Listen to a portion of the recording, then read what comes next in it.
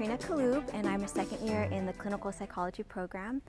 I work with Dr. Mark Rapport at the Children's Learning Clinic, and we study executive functions in children with ADHD. So ADHD is characterized by high levels of inattention, hyperactivity, and impulsivity, and it's associated with poor academic achievement, poor peer and parent relations. But in our lab, we propose this working memory model of ADHD, such that these core behavioral symptoms and these functional outcomes are actually secondary to these more basic executive functions, particularly working memory.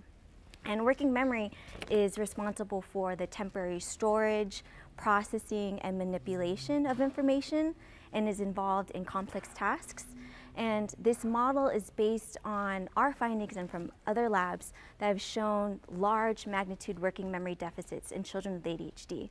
And from findings from neuroimaging studies showing that areas involved in working memory processes, such as the prefrontal cortices, are underdeveloped and under-aroused compared to their typical developing peers. So in contrast to this long-standing view that ADHD, the core and cardinal symptom is hyperactivity and it's ubiquitous and non-functional, we've actually shown that movement is functional for kids with ADHD.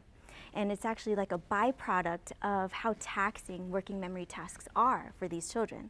We've shown in our lab that in a baseline condition, when they're just playing like a paint game, they move just similarly to kids who are typical developing. But once we have them play these working memory games, they move significantly more. And when kids with ADHD move more, they actually perform better in working memory tasks. And when typical developing kids move more, they actually perform worse. So we think that movement is functional. Also, we just started doing FNIRS, which is a neuroimaging technique, functional near-infrared spectroscopy. And so we want to quantify and localize this brain activity during these working memory tasks and see whether these deficits are related to differences in brain activity. And so our long-term goal is to better inform treatment. Right now, the gold standard is behavioral and pharmacological interventions like methylphenidate. And although they've shown great reduction in these core behavioral symptoms, it reduces inattention, it reduces hyperactivity, it does reduce impulsivity, it really doesn't have much of an effect on these learning outcomes. It doesn't do much for academic achievement. So we want our research to inform better treatment and hopefully design intervention that maybe like a brain training game that taps into what we believe is the core deficit of this disorder, which is working memory deficit.